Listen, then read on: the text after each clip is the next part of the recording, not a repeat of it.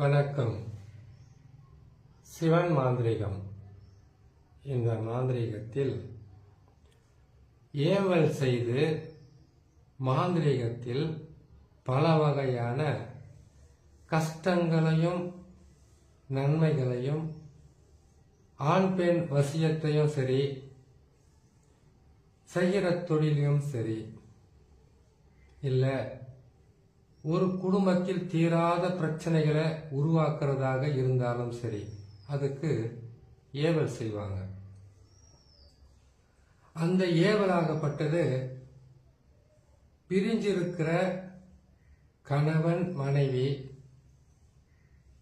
குடும்பத்தில் இருக்கக்கூடிய நண்பர்களும் சரி, உறவினர்களும் சரி, அப்பா அம்மா பிள்ளை, அண்ணன் தம்பி, அக்கா தங்கச்சி, எந்த உறவாக இருந்தாலும் ஒரு ஏவல் செய்து அவங்கள வசியமும் செய்ய முடியும், அவங்கள நிரந்தரமா பிரிக்கவும் முடியும். தவறான உறவாக இருந்தால் கூட அதை பிரிக்கிறதுக்கு ஏவல் செய்வாங்க. இல்ல கடுமையான பகையாகவோ, இல்ல ஒரு எதிரி இல்லைன்னு கேட்டீங்கன்னாக்கா விரோதிகளாக இருந்தால் கூட அந்த குடும்பம் ஒற்றுமையா இருக்கக்கூடாது, அந்த குடும்பத்தில் யாரும் ஒற்றுமையா இருக்கக்கூடாது, அந்த குடும்பத்தில் இருக்கிறவங்களை பிரிச்சு கஷ்டப்படுத்தி நோயாளிகளாகவும் கடனாளிகளாகவும் ஒருவருக்கு ஒருவர் கடும் பகையை மூட்டி பிரிக்கிற வேலையும் இந்த ஏவல் விட்டு செய்ய முடியும். அதே போல ஒரு ஏவலால் கெட்டதுதான் செய்ய முடியும் கிடையாது, நன்மையும் செய்ய முடியும். நான் முன்னாடியே சொல்லியிருக்கேன். பல வருஷமா பிரிஞ்சிருக்கிற கணவன் மனைவி, நல்ல நண்பர்கள், உடன்பிறப்புகள், இல்லைன்னாக்கா அண்ணன் தம்பி, அப்பா அம்மா கிட்ட பிள்ளைங்க பிரிஞ்சு போறது, அப்பா அம்மா பேச்சை கேட்காம பிரிஞ்சு போறது, இப்படி இருக்கிறவங்களையும் இந்த ஏவல் செய்து வசியம் செய்ய முடியும். இந்த ஏவலை செய்யணும்னு கேட்டீங்கன்னாக்கா, ஏவல் செய்யணும்னு முடிவு செய்தாவே அந்த மாந்திரிகர்கள் என்ன பண்ணுவாங்கன்னாக்கா, முதல்ல ஏவல் பாவையை தயார் செய்வாங்க. ஏவல் பாவை என்பது 8 வகைப்படும். அந்த 8 வகையான பாவையை வச்சு ஏவல் செய்யலாம். ஒருத்தருக்கு தீராத வியாதிகளை உருவாக்கணுமா, ஏவலால் முடியும். ஒருத்தருக்கு தீராத பகையை மூட்டணுமா, ஏவல் செய்தால் முடியும். ஒருவருடைய தொழிலையும் சரி, வியாபாரத்தையும் சரி, ஒரு குடும்பத்தையும் சரி நிலை குலைய வைத்து ஒரு குடும்பத்தையே சிதறடிக்கக்கூடிய சக்தி இந்த ஏவலுக்கு இருக்கு. அதை எப்படி செய்வாங்க, எந்த நிலையில் செய்வாங்கன்றது தான் இப்ப நாம பார்க்கக்கூடிய பதிவு. பிரிஞ்சவங்களை வசியம் செய்யணும்னா அதுக்கு 2 ஏவல் பாவையை செய்யணும். ஒரு ஏவல் எதுக்காக செய்வான்னு கேட்டீங்கன்னாக்கா, கெட்டது செய்யறதுக்காக. இப்போ பிரிஞ்சவங்களை வசியம் செய்யறதுக்கு உண்டான வழிய இன்னொரு பதிவில் நான் போடுறேன். இந்த ஏவல் பாவையை முதல்ல 8 வகையான மரத்திலிருந்து அந்த மரத்தை செதுக்கி பாவைகளா உருவாக்குவாங்க. புரசு மரத்துல 1 வனப்புருஷா இருக்கணும். அடுத்தது எட்டி மர பாவையை வச்சு ஒரு கெட்டதையும் அழிக்க முடியும், கெட்டதையும் செய்ய முடியும். அடுத்தது சாக்கடை மண். சாக்கடை மண்ணுன்னா தெரியுங்களா? சாக்கடை மண் எடுத்து பல வகையான கஷ்டமான வேலைகளை செய்து துன்புறுத்தலாம். துன்புறுத்தணுன்றதுக்காக சொல்லக்கூடிய பதிவு இது கிடையாது. இப்படியே செய்வாங்கன்றத அது ஒரு பதிவை தனியா போடலாம். அடுத்தது எருக்க செடி நல்லா ஒரு 10 வருஷம் 20 வருஷம் இருக்குனாக்கா அதனுடைய கிளைகள் ரொம்ப கனமா இருக்கும். அதுலயும் பாவையை செய்து பயன்படுத்துவாங்க. அதுக்கு அடுத்தது ஒரு மயான சாம்பலை எடுத்து அந்த மயான சாம்பல்ல ஒரு மயான சாம்பல்ன்றது சாதாரண விஷயமே கிடையாது. ஒரு மயானத்துல பிணத்துகளை எரிக்கிறாங்கன்னு கேட்டீங்கன்னாக்கா ஒரு பிணத்தை மட்டும் எரிக்க மாட்டாங்க. ஆண் பெண் யாரா இருந்தாலும் பல பேரை எரிச்ச சாம்பல் என்ன பண்ணுவாங்கன்னாக்கா கை விரல்கள் அது மேல படாத மாதிரி கையில ஏதாச்சும் ஒரு துணியோ இல்ல வேற ஏதாவது ஒரு கவரை போட்டுக்கிட்டு கை க்ளோஸை போட்டுக்கிட்டு அந்த சாம்பலை அள்ளிக்கிட்டு வருவாங்க நேரம் காலம் பார்த்து. மயான சாம்பலை எடுக்கிறதுக்கு உடனுக்கு உடனாக போய் கைய வைக்க கூடாது. அப்படி கைய வைக்கணும்னா பல வகையிலும் மாந்திரிகத்துல உங்களுக்கு உண்டான திசை கட்டு, உடல் கட்டு, எல்லை கட்டு, ருத்ர பூமியில் எடுக்கக்கூடிய மாந்திரிக மந்திர எந்திர தந்திர தெரிஞ்சவங்க தான் கைய வைக்கணும். உங்களுக்கு மயான சாம்பலுடைய மிகப்பெரிய அழிவை கொடுக்கக்கூடிய சக்தியை பத்தி யாருக்கும் தெரியாது. ஒரு சிலருக்கு தெரிஞ்சிருக்கலாம், நிறைய பேருக்கு கூட தெரிஞ்சிருக்கலாம். யாருக்கும் தெரியாதுன்னு பட்டுன்னு வார்த்தையை விட்டுறக்கூடாது. மயான சாம்பல் ஒரு பிடியை கொண்டு வந்து அதில் செய்யக்கூடிய இந்த மாதிரி ஏவல் கொடூரமாகவும் கடுமையாகவும் மற்றவங்களை தாக்கும், அழிக்கும். ஏன்னு கேட்டீங்கன்னாக்கா ஒரு உயிரை எரிக்கப்பட்டு ஒரு உடலை எரிக்கப்பட்ட சாம்பல் இருக்காது. பல உடலை எரிக்கப்பட்ட சாம்பல் தான் அங்க இருக்கும். அந்த சாம்பலை கொண்டு வந்து முதல்ல ஆத்மாக்களை வசியம் செய்யக்கூடிய மந்திரங்களை பிரயோகம் செய்து அதுக்கப்புறமா ஏவல் மந்திரங்களை பயன்படுத்துவாங்க. அந்த ஏவல் மந்திரத்தில் இருக்கக்கூடிய பீஜம், அதில் இருக்கக்கூடிய மூல மந்திரங்களை எழுத்துக்களாக பயன்படுத்தி ஒரு செம்பு தகடு, காரிய தகடு அல்லது அப்புறமா பாத்தீங்கன்னாக்கா இரும்பு தகடு, மொறித்தகடுல அதை எழுத ஆரம்பிப்பாங்க.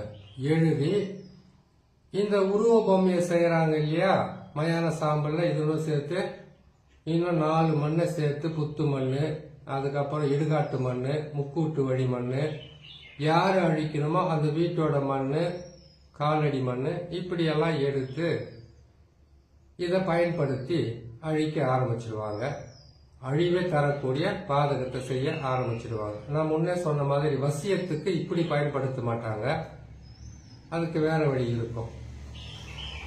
அப்படி இருக்கும்போது இந்த அழிவை தரக்கூடிய இந்த பாவையை செய்து இதுல என்ன பண்ணுவாங்கன்னா தகடுல அந்த அச்சாரத்தையும் பீஜ எழுத்துக்களையும் போட்டு அதற்குண்டான வித்வேஷனமோ, அதுக்கப்புறம் கேட்டீங்கன்னாக்கா பேதனம், இப்படி அந்த மந்திரங்களை சொல்லி அவங்களை என்ன செய்யணுமோ, அந்த தொழிலை எப்படி முடக்கணுமோ, மயான சாம்பலை கடுமையாக வேலை செய்யும். அதுக்கு மந்திரத்தை போட்டு அதுக்கு உதிரத்தை போட்டு ஒரு உருவ பொம்மையை செய்துட்டாங்கன்னாக்கா ஒரு குடும்பமா இருந்தா அந்த குடும்பத்துல யாருமே இல்லாத அளவுக்கு ஆத்மாக்கள் குடியேற ஆரம்பிச்சிடும்.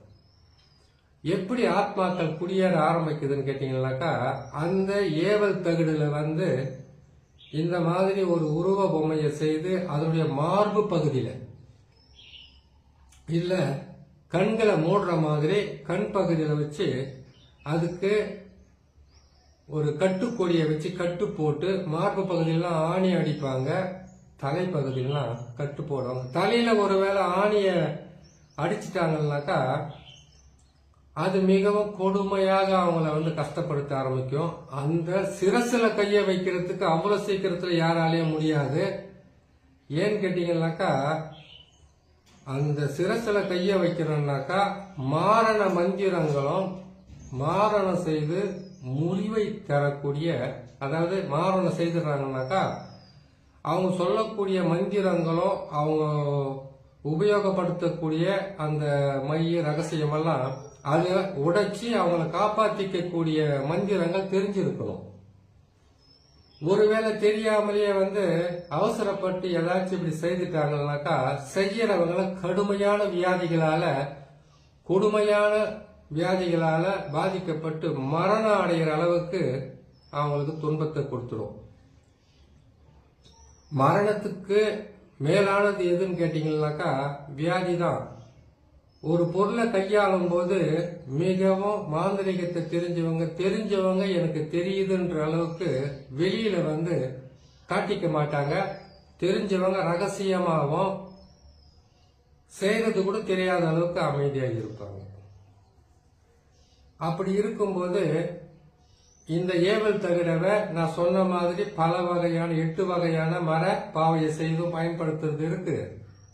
மயான சாம்பல் எதையும் அழிக்கக்கூடிய சக்தி படைத்தது. இதை செய்து இந்த உருவ பொம்மையை செய்துட்டு அதுக்கு ஏவல் தகுடு தலையில கையை வச்சு செய்யறாங்கன்னா அதுக்கு மாரண மந்திரம் தெரிஞ்சிருக்கணும். அதுதான் சிரசு வேலை. உடலில் வியாதிகளை உருவாக்குறது பிரிக்கிறது மற்றதெல்லாம் கேட்டீங்கன்னாக்கா இதயம் மனசு அதாவது மார்பகத்துல அந்த தகுடை வச்சு அதுக்கு கட்டுக்கொடி போட்டு கட்டி ஏவல் மந்திரங்களை சொல்லி பூஜை விதி பிரகாரம் அவல் பொரி கடலை மாமிசம் சுருட்டு சாராயம் அதுக்கு பிறகு கேட்டீங்கன்னா இன்னும் பல போத வஸ்துக்களை அதுக்கு பயன்படுத்தி அதுக்கப்புறம் ஏவல் விடுவாங்க. எதுக்காக இத்தனை பொருளை வைக்கணும்னு கேட்டீங்கன்னாக்கா துஷ்ட ஆத்மாக்களுக்கு எப்பவுமே அவங்களுக்கு தேவையான மது மாமிசம் அதுக்கப்புறம் கேட்டீங்கன்னாக்கா போத வஸ்துக்களும் மற்ற இந்த அவல் பொரி கடலை பசிக்கு உணவாக கொடுத்து அவங்களையும் ஏமாத்தி செய்யக்கூடியது தான் இந்த ஏவல். அவங்களுடைய ஆசை என்ன? இதுக்கு செவ்வாய்க்கிழமை இறந்து எரிச்சவங்களுடைய சாம்பல் தான் கொடூரமா வேலை செய்யும். கண்ணி கழியாத பெண்ணோ இல்லைன்னு கேட்டீங்கன்னாக்கா திருமணம் ஆகாத ஆணோ இறந்து சனிக்கிழமை இறந்து அவங்க எரிச்சாங்களோ அது இன்னும் கொடுமையா வேலை செய்யும். அதுக்கு தான் பொதுவா அள்ளிடுவாங்க. ஒரு பிடி மயான சாம்பலை கைவிரல்கள் படாம எடுத்துட்டு கைவிரல் படாம எடுக்கிறாங்க பரவாயில்ல. உருவ பொம்மையை செய்யும் போதும் கைவிரல் படாம செய்ய முடியுமா? செய்யணும். இதை செய்யும் போது அங்கேயே செஞ்சிடுவாங்க. மயானத்திலே செய்து அங்கேயே ஏவல் விடுவாங்க. இடுகாட்டில் ஏவல் விடுவாங்க. இதை கொண்டு கோயில்லையோ இல்ல மாந்திரிக செய்யறவங்களுடைய வீட்டில வச்சு செய்ய மாட்டாங்க. குடும்பம் ரெண்டாகும். அந்த குடும்பத்துல இவங்களை தவிர வேற யாரும் வாழ முடியாது. இவங்களும் மறைஞ்சாங்கலாம் அந்த வீட்டுக்குள்ள யாரும் போகாத அந்த வீடும் அவங்க செய்த அந்த இடமும் பராமரிப்பு இல்லாம போயிடும். இதே ஏவல் எத்தனையோ பேர் மாந்திரிக செய்யறவங்களாக இருக்கலாம், குறி சொல்றவங்களாக இருக்கலாம், இல்ல வாக்குப்பளித வேலை செய்யறவங்க ஜோதிடர்களாக கூட இருக்கலாம். இந்த ஏவல் செய்து ஏவல் விட்டுட்டு அவங்களுடைய புகைப்படம் மட்டும் இருந்தாவே போதும். இதுக்கு காலடி மண்ணு அப்புறமா அவங்களோட தலைமுடி வேர்வை துளிப்பட்ட அந்த துணியெல்லாம் தேவையில்லை. பேரு அந்த புகைப்படம் இருந்தாவே அதை வச்சு ஏவல் தகுடை எழுதி ஏவல் விட்டு அதை என்ன கொண்டு போய் என்ன பண்ணுவாங்கனாக்கா 4 முட்டையை வச்சு அதை எரிச்சு இதை பூஜையெல்லாம் செய்து எரிச்சு இந்த சாம்பலை கொண்டு போய் கொஞ்சமா அவங்க வீட்டு வாசல்லையோ இல்ல வீட்டுல வேலை செய்யற இடத்துல தொழில் செய்யற இடத்துல வியாபாரம் செய்யற இடத்துல இல்ல ஏதாவது ஒரு இடத்துல அவங்க பயன்படுத்தி போட்டுட்டாங்கன்னாக்கா நான் சொன்ன மாதிரி மாந்திரிக தொழிலாக செய்யறவங்க நல்லா இருக்கிற தொழில கூட எது சொன்னாலும் வாக்கு பலிதமா வராது. அதுக்கப்புறம் ஜனங்க வர்றது சுத்தமாவே நின்றுடும். ஒரு ஆலயத்தை கட்டிக்கிட்டு இருக்காங்க ஒரு மாந்திரிக செய்யறதுக்காக ஒரு சின்ன ஒரு கோயில் அது அந்த அது செய்தது பாதியிலேயே நிற்கும். அடுத்தது அதுக்கு இன்னொரு முயற்சி செய்ய முடியாது. செய்ய முயற்சி செய்தாலும் அது வெற்றி தராது, முழுமை பெறாது. மனிதர்களை பிரிக்கிறதுக்கும் ஒரு குடும்பத்தை அழிக்கிறதுக்கும் இந்த மாதிரியான வேலைகளை பயன்படுத்துவாங்க. இதே ஏவலை வந்து இதே சாம்பலை போட்டு எரிச்சு கருவோமத்தம் காப்பு கட்டி எடுத்து தகுந்த மந்திரத்தை சொல்லி இதே ஏவல் வந்து சிரசு, அதாவது சிரசுன்றது தலை, அதுல வச்சு இதே சாம்பலை வந்து தலைப்பகுதியில் இருக்கிற சாம்பலை எடுத்து அந்த கருவோமத்தத்தை வந்து மந்திரங்கள் சொல்லி எடுக்கப்பட்டு அவங்களுடைய புகைப்படத்தை வந்து ஒரு தகடுல எழுதி அந்த கருவ மொத்தத்தை ரெண்டா பிளந்து அது நடுவில் வச்சு போட்டோ அதெல்லாம் வச்சு செய்தாங்கன்னாக்கா அது பேதனம். பைத்தியம் பிடிச்சு ஒரு மனிதன் கடுமையாக பாதிக்கப்பட்டு கொடுமைகளை அனுபவிக்கப்பட்டு மரணிப்பது. இதுவே ஆண் பெண் உருவம் ரெண்டு செய்து ரெண்டு பேரையும் பிரிச்சு செய்தா அது பிரிவினை. அது தவறான உறவா இருக்கட்டும் நல்ல உறவா இருக்கட்டும் இப்படிதான் பிரிச்சிடுவாங்க. இதே பாவையை செய்து ஒரு குடும்பத்தையே நிலைகுலைய வைத்து பிரிக்கிறது. வியாதிகளை உருவாக்கி அந்த குடும்பத்தில் இருக்கிறவங்களுக்கு தீராத வியாதிகளை கொடுத்து அழிப்பது, இல்ல அவங்கள வந்து தற்கொலை செய்து கொள்ளக்கூடிய அளவுக்கு பாதகத்தை தர்றது. இதே ஏவல் விட்டு ஒரு குடும்பத்தில் துஷ்ட ஆத்மாக்கள் குடியிருந்து தினமும் அவங்க சித்திரவதைப்பட்டு அந்த வீட்டுக்குள்ள ஒரு அழுகு சத்தம் வரும். சாக்கடை மண் எடுத்து ஏவல் விட்டாங்கன்னாக்கா வீட்டுக்குள்ள துர்நாற்றம் வரும். சாப்பிடும்போது குபீர்னு ஒரு கவுச்சி வாசனை வரும். வீடு சுத்தமா தான் இருக்கும். அதுல வந்து யார் அந்த ஏவல்ல பாதிக்கப்படுறாங்க அவங்களுக்கு அந்த வாசனை ஸ்மெல்லு வரும். அதுக்கப்புறம் வீட்டுக்குள்ள கருப்பு உருவமா இல்ல தூங்கிக்கிட்டு இருக்கும்போது அந்த உருவம் வந்து எழுப்புற மாதிரியும், தூங்குறவங்களை வந்து தட்டி விட்டு போற மாதிரியும், இல்ல அந்த தூக்கத்துல அவங்க திடீர்னு அலறி அடிச்சு எந்திரிக்கிற மாதிரியும் ஒவ்வொருவருக்கும் ஒவ்வொரு பாதகத்தை உருவாக்கும். வீட்டுக்குள்ள அழுகுறல் சத்தம், இல்ல யாரோ ஒருத்தர் வந்து வீட்டுக்குள்ள இருக்கிறாங்கன்னாக்கா ஒரு ஆள் நடமாடுற மாதிரி இருக்கிறது. படுத்து தூங்கினாக்கா மாமிசமா, அதாவது மாமிசம் இருக்கு இல்லையா, அந்த மாதிரி கனவு வர்றது, ஆண் பெண் சேர்க்கை ஏற்படுற மாதிரி கனவு வர்றது, கொடூரமாக வெட்டி கொல்ற மாதிரி அழிக்கிற மாதிரி கனவு வர்றது, வீட்டுக்குள்ள உதிரங்கள் செதஞ்சு கிடக்கிற மாதிரி கனவு வர்றது. இது எல்லாம் ஏவல் செய்த கனவு மூலியமாக உங்களுக்கு இந்த பாதகங்கள் வரப்போகுதுன்றது செய்ய போறாங்கன்னு தெரிஞ்ச உடனே வர்றதில்ல, செய்து உங்க வீட்டுக்கு வந்துட்டா உங்களுக்கு பல வழியில இந்த மாதிரி கனவு மூலியமா உங்களுக்கு அது இருக்குதுன்றத உறுதிப்படுத்தும். அப்பவே நீங்க மிகவும் கவனமாயிட்டாக்கா இதை எடுக்கிறது இல்ல இதை அழிக்கிறதுக்கு முயற்சி செய்யலாம். ஒருவேளை நீங்க கவனக்குறைவாக அமைதியா இருந்துட்டா இதனுடைய தாக்கங்கள் என்பது நாள் பட அதிகமாகும். பட்டு போன மரம் மாதிரி கெட்டு சீரழிவுகின்ற ஒரு குடும்பத்தை இந்த மாதிரி ஏவல் செய்துதான் செய்திருவாங்க. நல்லா ஓஹோன்னு இருந்த தொழிலும் சரி வியாபாரமும் சரி அந்த தொழிலையே செய்யாம அதை விட்டு விலகி போய் தினமும் கூலி வேலை செய்து கூட வாழ முடியாத அளவுக்கு துன்பத்தை கொடுப்பது இந்த மாதிரி ஏவல் தான். இந்த ஏவல் வந்து 8 வகைப்படும். 8 வகையும் ஒவ்வொரு நாளும் ஒவ்வொரு முடிந்த அளவுக்கு நம்ம ஒவ்வொரு பதிவா போடலாம். இதை வந்து தலையில வந்து நாம தகுடை எழுதி ஏவல் விட்டாங்கன்னாக்கா உயிருக்கே ஆபத்து. மார்பகத்துல வச்சாக்கா பிரிக்கிறது, வசிய செய்யறது, இல்ல பல வகையில நோய்களை உருவாக்குறது, பல வகையில அழிவை கொடுப்பது.